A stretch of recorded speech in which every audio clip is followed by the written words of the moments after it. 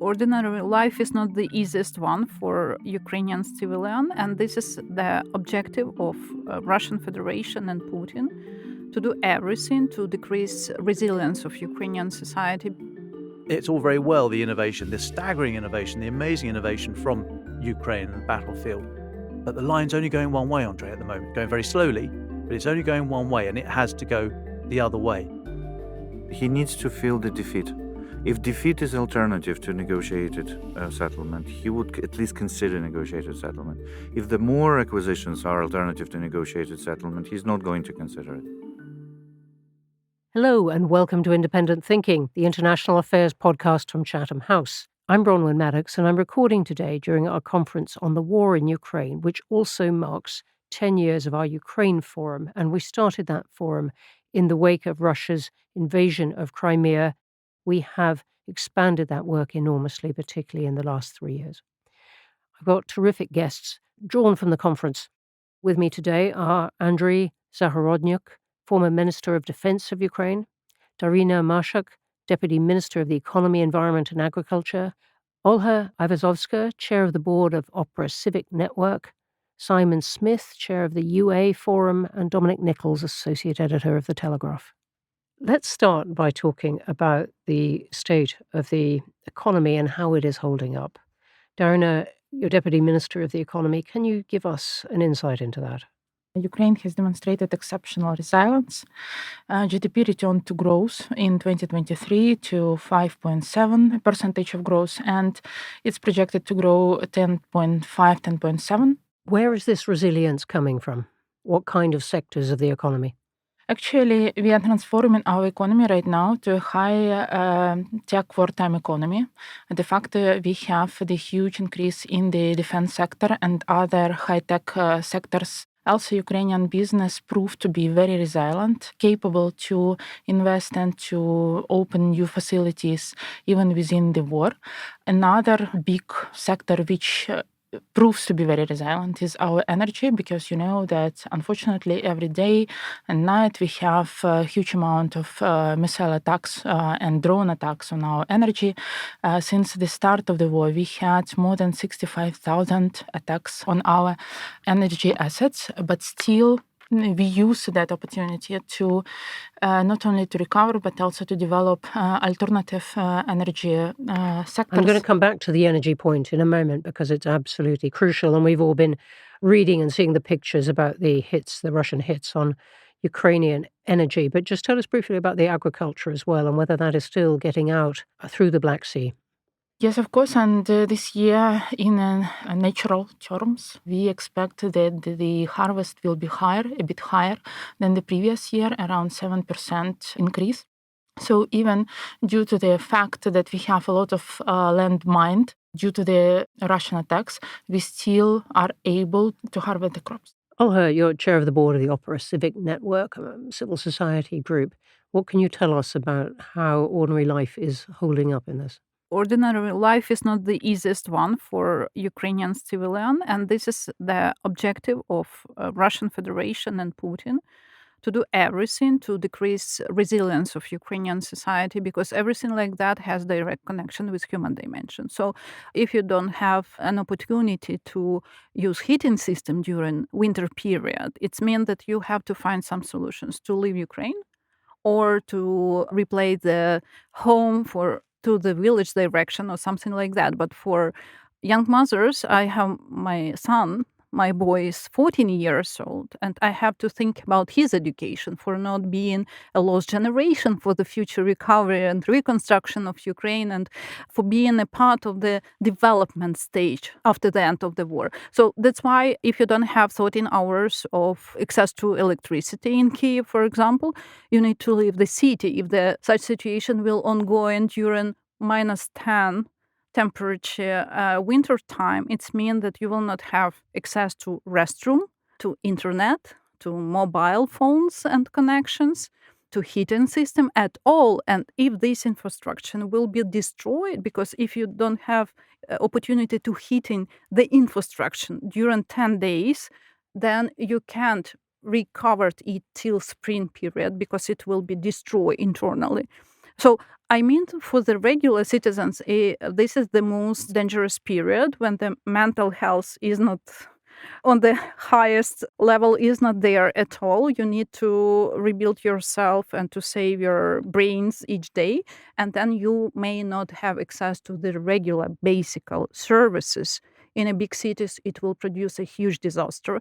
When Russia was trying to destroy energy system in 2022, 2023, we lost irreversibly more than 1 million of Ukrainians. So Opora did a survey and research based on the private data of mobile operators, and we see what was input of the shelling and blackouts in the regions for the general demography of Ukraine. And it became a part of ICC case now. So I'm very proud about that. But this is strategic objective for Putin now.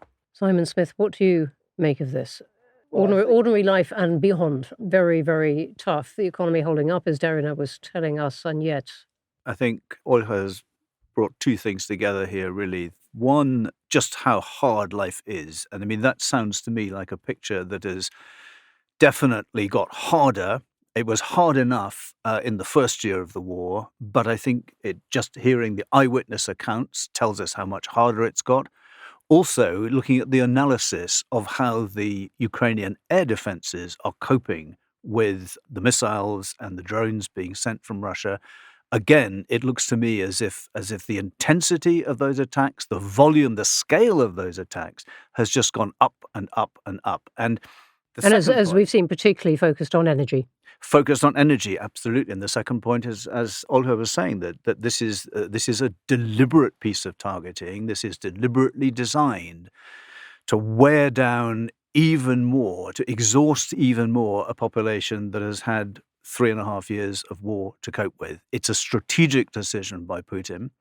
I think it was interesting that we heard the British minister earlier on today talk about the need for Ukraine supporters to think about how they assist Ukraine in hitting back more effectively, because we're going to get on to talk about negotiations and a possible settlement, possible pause in the war and that kind of thing.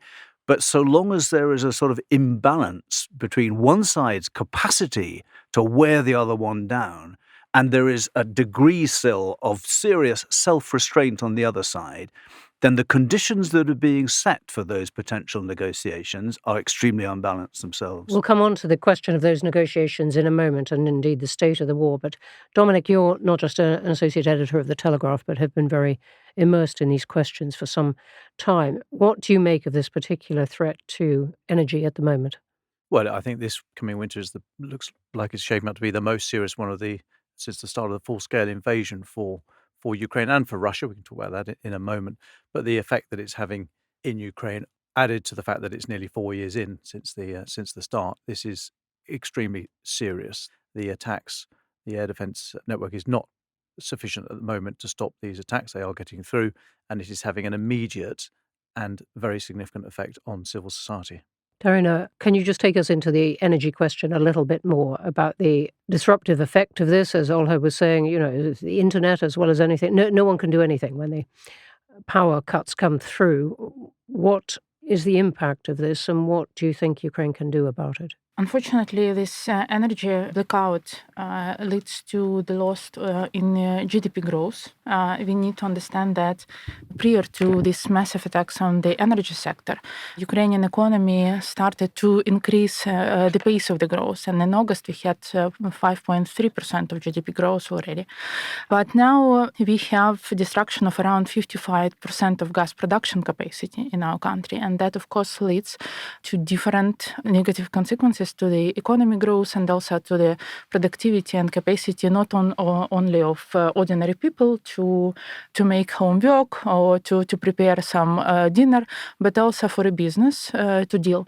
We are working with all international partners, first to cover our financial needs to import gas, to overcome those losses. But also we are working with Ukrainian different instruments to boost the independent energy sources for SMEs, for example, to have some generators that can support business working even if there is a blackout. So more defences needed and more generators. Simon, you used to be a British diplomat, but you're not one now. What did you make of the British ministerial response to these problems this morning? I was a little bit more reassured than I thought I would be, to be honest. I don't think he had reassurance on every point that Britain and European allies were ready right now to charge in with the crucial support that Ukraine actually needs in order to prevail against Russia.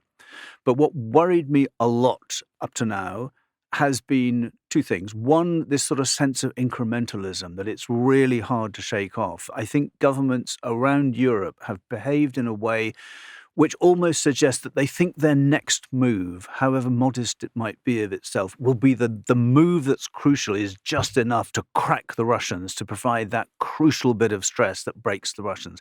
And I think incrementalism hasn't worked. I disagree, which is why I asked the minister this question, I disagree with the fact that it's kind of fear on the part of the British government or European governments.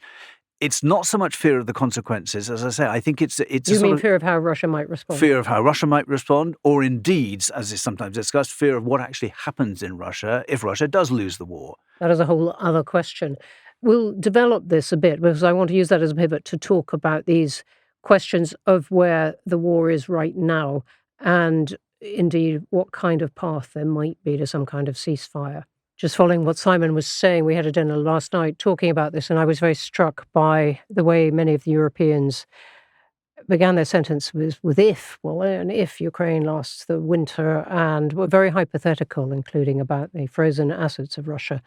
And that was not the tone from Ukrainians who were saying, now, look, this is beyond urgent. On which note, Andriy, let me bring you in. You were Minister of Defense of Ukraine from 2019 to 2020. How does the state of the conflict look to you now? Obviously very difficult. We see several trends which are currently changing the operational environment substantially. Some people even say that's a new revolution in military affairs. Some people just say that this is just a simply profound change, but we see a complete dominance of the unmanned and remote control systems in the field. These technologies are developing extremely fast. We see some of those technologies replacing the others within few months every time. So basically drones made like 3 months may no longer be relevant. So this is a pace of innovation and pace of adoption of innovation is just staggering. We are participating in this. Some of the classes of equipment, we're leading that change. But overall, that stress on the armed forces, the stress on the people, on the economy, on the industry is tremendous. At the same time, industry is constantly under attack by Russians, so they're trying to hit the factories, they try to hit the R&D centers and so on.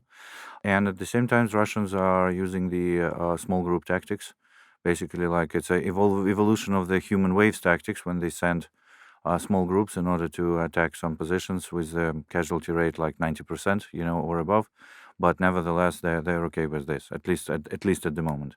And of course, it's tough to deal with this, and we deal as best as we can. At the same time, we see presence of Russians in the other sectors not being like the focal points of their offensive, not Pokrovsk and not Kupiansk, but some others. And the presence decreased substantially, so which means that they don't have much reserves.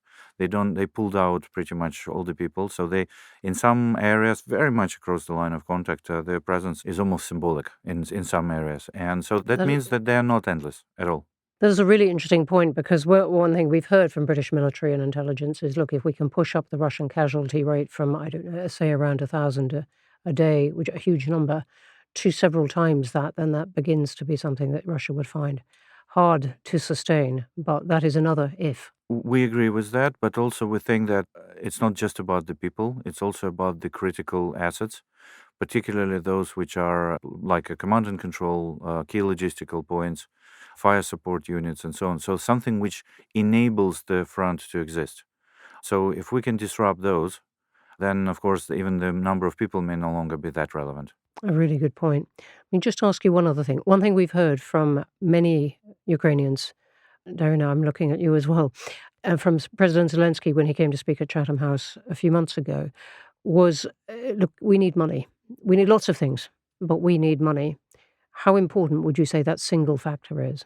Most of the weapons which are currently enabling Ukraine to neutralize Russian offensives are made in Ukraine. particularly the ones which are crucial, such as like EW, electronic warfare, and unmanned systems of all kinds, of all classes, and so on. So for that, we need industry to work.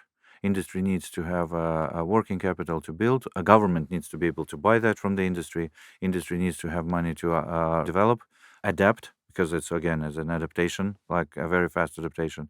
And also, frankly speaking, sometimes industry needs to rebuild after it experiences strikes from Russia. So all that, yes, it does require money. In 2022, we were asking for equipment and ammunition, over and over again, all the time. But at the moment, we see that the decisive weapons are the ones which are new, which no country has, that are developed and they're going straight to the front. That's why, yes, we need money to be able to do that. And just to be clear on that, though, can you develop those very new weapons, or do you need other countries to send them to you? No, there's very little what other countries sending, apart from the whole chunks of, like, obviously tactical aviation, for example, coming from other countries, large missiles like Patriots, for example, air defense coming from other countries. But if we're talking about tactical zone UAVs and so on, they mainly, like, I would say over 90% coming from Ukraine. Daryna, how much money does Ukraine need? We need at least 60 billion US dollars, for the next year. And we understand that this money is a critical sum needed to finance our non-defense needs, because we cover the defense needs by our own taxpayers' money.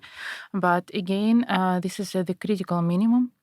And this sum also is a result of the destruction of the Ukrainian economy and our efforts to restore the economy right now. Dominic, what's your sense of where Ukraine might get this money? That is the crucial question right now. So GDP growth is good, but it's on steroids because of the splurge on defence, the necessary splurge on defence. But in terms of the cash flow, circa $65 billion worth per year, Ukraine's only able to raise about half of that, and the rest has to come from the international market. And so far that has happened, but there's no guarantee. There's no guarantee it's going to happen next year. International market or gifts? Either, but it's not there yet. And so you can't plan, and that is extremely worrying if you can't plan your economy out. I'm very conscious I'm sitting next to the Deputy Minister for the Economy here.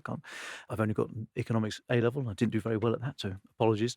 All kinds of confessions on this podcast. But the money that is available, possibly, is the money that might come from these frozen Russian assets that's being held in Europe and elsewhere. And that is a real live debate. All the signalling seems to be that, oh yes, we're just a short way away from a solution here. We're going to get the money by the end of the year or spring, but it's not there yet. And I know it's a very difficult problem, but I don't know why we haven't come up with elegant solutions to get over this, because it is desperate. That money is desperately needed. There must be a way through it. Smarter minds than mine with my A-level must be able to work a way through this. Just a short follow-up. I fully agree. Predictability and timelines remain a challenge, but we also need to think how to shift gradually from stabilization, but also to growth and private investments leverage that is actually needed. And on the frozen assets, obviously there is a lot of live debate. And indeed, in our dinner last night, someone used the word December about when an agreement might be struck. But at the moment, it is stuck, isn't it, Simon? We have many of these assets controlled by Belgian institutions, and that country very worried that it will get sued down the line for return of those assets, which would have been handed out to Ukraine. And there was some flicker that the Norwegians might step in to guarantee this. And this is very much where it is at the moment. It is, and it's where it's been for quite a while. I mean, this issue has been plagued by, in a sense, perfectly sensible and rational what-if questions. What if this all So goes countries wrong? which don't hold these assets, very much the cheerleaders saying, yeah, give them to Ukraine right now. And others who feel there may be legal repercussions think saying, can you help us? It goes slightly protect us? broader than that. And I think in the first phase, there were a lot of questions about what effect it was going to have on international capital markets and so on, and debt markets and that kind of thing. And, was it breaking some sort of unbreakable convention that would then Destroy the capital unleash markets. chaos in capital markets worldwide? I think they've got over that. I think one of the key questions that was identified, or we were reminded of by one of our panelists this morning, was this question of, the European Union has to keep voting on rolling over European Union sanctions on Russia. And if it stops voting in favor, if it comes up against Hungarian or a Slovak veto, then that puts the European institutions in a position where they've got to give the money back to Russia. So what they least want is a situation in which they've decided, yeah, okay, we'll collar this money, we'll put it to purposes for defending Ukraine. Then we find we were saddled with an additional obligation, which is somehow to get the money back to Russia. This could be EU members themselves that force that obligation. They wouldn't necessarily do it to force the obligation, but because they had refused to renew the sanctions, that would be the consequence of it. So the European Union has this challenge to say, how do we keep the Slovaks and the Hungarians on side? That probably means how much do we sweeten up the deal they're getting from the European Union while all this is going on? And that's another really difficult dynamic, but it's another factor as to why people are saying, well, this may take a bit longer to sort out than you think. Andriy, can you see any route to a ceasefire? Ceasefire is theoretically possible. Practically, we're very skeptical because many of us think that it's an existential war for Putin. He made it like that. So he would be constantly pushing. But it's theoretically possible if Putin doesn't see a better alternative to that. At the moment, we do believe that he may see a better alternative. He's not doing... He thinks he's doing... He thinks he's making progress of some kind. Acceptable losses so far, making progress in some areas, even limited progress, but more importantly, gearing up with the technology. So he is multiplying the production of drones, he's multiplying production of missiles, and he believes that he becomes very competitive even on the international scene, something people laughed at him in 2022 by being much less than expected. Now they believe that they are coming up with weapons which don't have the remedy even from NATO countries. And so they are gearing up, and they likely see a better alternative for themselves. And that's why we see him rejecting even proposals which for some reasonable people may seem extremely generous on expense of Ukraine, but nevertheless, still generous. He's walking away from them clearly because he wants more. And so what does that leave Ukraine with in the sense of room to make decisions? Because we need to reassure him that he can win, so we need to make sure that he has no such hopes. That means we need to lead in this technological war. We cannot allow him to be a technological leader and hope that that's going to bring us to something constructive. That's not going to bring to anything constructive. So if he is feeling that he's prevailing, he would be constantly trying to grab more, and that possibly could be an endless story because his appetites are for about all Ukraine and then possibly destructing Eastern European security architecture. And we don't know, but as you said, he has made this war existential for himself, Right. at least. I'd be surprised myself if a successor to Putin, and one day there will be one, whether that person chose to fight this war and any other war in the same way, because how expensive it's been. But there is no question that Putin is committed to this. Of course, and from reasonability perspective, he had to stop because he's not doing well.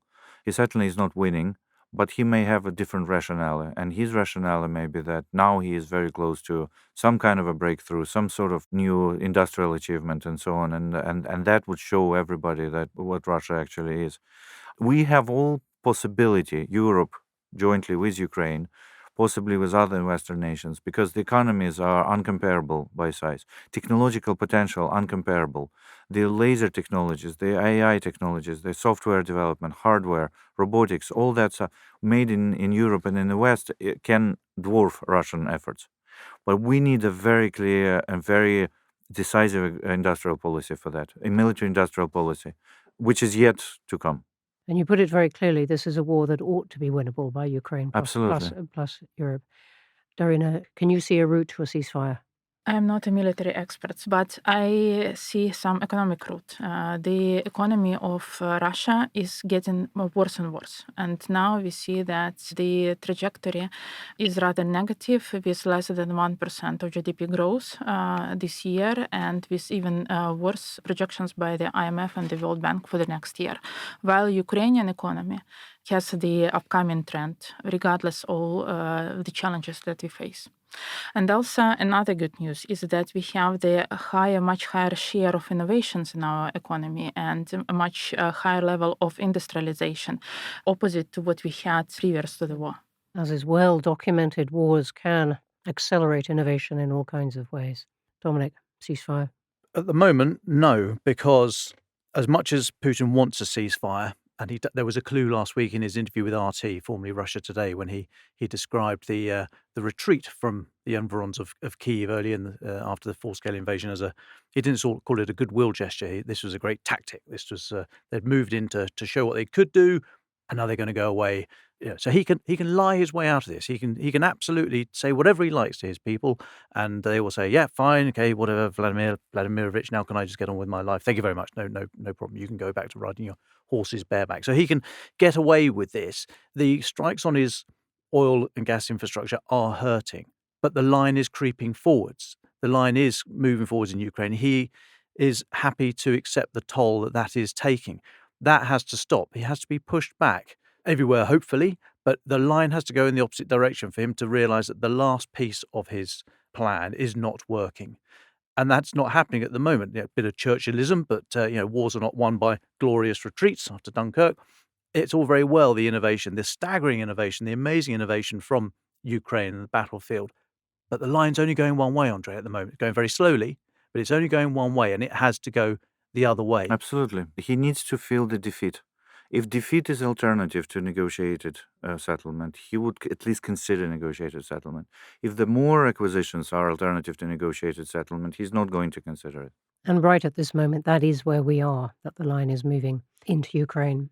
Simon, what is your view? And what is your view, having heard at least part of our conference so far, about whether Europe is up to it? One of the questions we're asking, I'm just back from Washington, where Ukraine was absent from the conversation. It was about other things. It was about the Middle East. It was indeed about the BBC. It was about American elections. But Ukraine, we're just not in that conversation, someone said to me.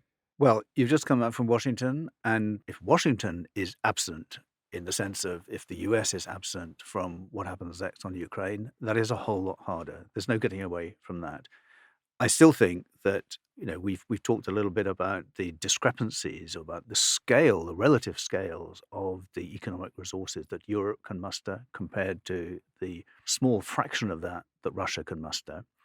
And I think that's a good starting point. I think that needs to remind European decision makers that actually they can go into all this with some confidence that they will prevail if they stick to it. But I think this is probably absolutely the wrong term to use. I think there also needs to be some sort of 5-year plan. Sorry for the label, but if you look ahead at the sort of time that it may require to get the message through, first of all, to apply the absolutely critical stresses on the Russian economy, that will mean that Russia can't go further, that it just has to stop, basically. That's not going to happen next year, and it's not going to happen tomorrow, certainly. But if there is a 5-year plan of expenditure on support for Ukraine, so we talk about 60+ billion to keep alive this year, you need to look ahead in a multiple of years. And as I say, act on the basis that our economic resource is hugely more than Russia's, and there will come a point when that critical stress is a point beyond which the Putin campaign cannot continue to go. That is the arithmetic, the rationality. On the other hand, we're coming up to the British budget in a couple of weeks, which will tell us how much money the country doesn't have and how tight the Prime Minister and Chancellor are finding every single calculation. Absolutely. We're not, unlike Russia, spending 30-40% of our economy. No, but actually, I mean, I wonder whether it would help for people to have a sort of conversation which actually resulted in percentages, to say, actually, this requires us to spend.